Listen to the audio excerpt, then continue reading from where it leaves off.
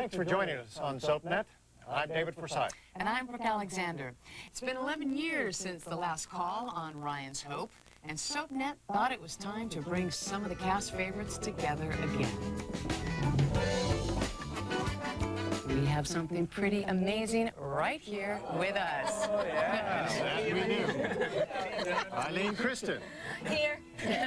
John Gabriel. Who says you can never go home? Louise Schaefer. Hi. Michael Levin. And Felicity Fortune join us. Most of you watching probably know them better as Delia, Seneca, Ray, Jack, and Lee.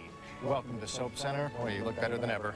Eileen, your role as Delia stirred up an awful lot of trouble and passion. You had to confess all this to a priest? What's that all Yes, about? I did. I had a scene, the confessional. I don't know if anybody remembers that. And, you know, I'm a nice Jewish girl from Brooklyn. I didn't know anything about this. And I had to confess everything, that I had pushed Frank down a flight of stairs, that I was having an affair with his brother, Patrick, that I also was having an affair with Roger and telling everybody I was going to cooking classes, and that I had been blind, and then when I got my eyesight back, you know, that I had lied to everybody. But John, tell us about how perfectly you played Dr. Well, I don't know if it was perfectly, but because it was such a it was such a realistic show that people would stop me for medical advice. Well, what was really curious was that we were on the set, and Earl Heineman, he played Eileen's brother. I was in my white smock, and he came up to me, and I was trying to learn my lines, and he said, listen, he says,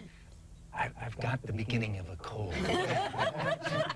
But Louise, you said that it was your special relationships as Ray that really brought the character together for you. Yeah, I have to say that, again, for me, it was something I hadn't seen before on the air. I mean, first of all, Kelly and I, Kelly played my daughter, had a very strange chemistry. We were really wired the same way emotionally. But beyond that was, to me, and I loved it, was the way it was written, because it dealt with the competition between mothers and daughters. After Kelly came on the show, I was basically known as Kimberly's mother. Well, Michael, your storyline was a huge part of Ryan's Hope, and Mary was played by Kate Mulgrew. She used to push me all over the set, and when we did the show in the beginning, it was done, it was taped, but it was done as if it was live. And the important thing they told us all the time is you must never stop. You must never stop. Even if you blow a line, you keep going. And Kate and I, both being terribly competitive, we never blew a line. We never ever blew a line. We just do the scene, do the scene, do the scene, do the scene, until it must have been 9 months into the show. We were in the middle of a scene, and suddenly I looked at her, nodded. She looked at me, and she went. And finally they said, cut! And I said, Kate, it's your line. She said, Michael, it's your line. Well, Kate was right. It was my line. Well, now, Michael, is it true that your character was absolutely devastated when Mary passed on, but you quickly found strength in recovering with, dun dun dun, Felicity's character? I'd never met anything.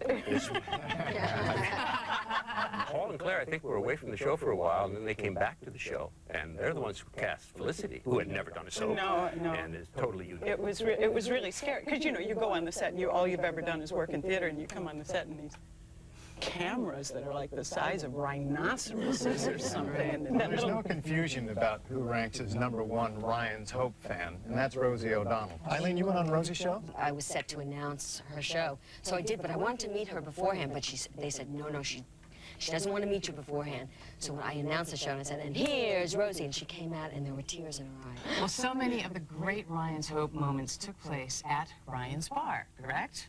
Yes. And the bartender was a central character, too. When we found out that all of you were so fond of Malachi, we didn't think that a reunion would be complete without him.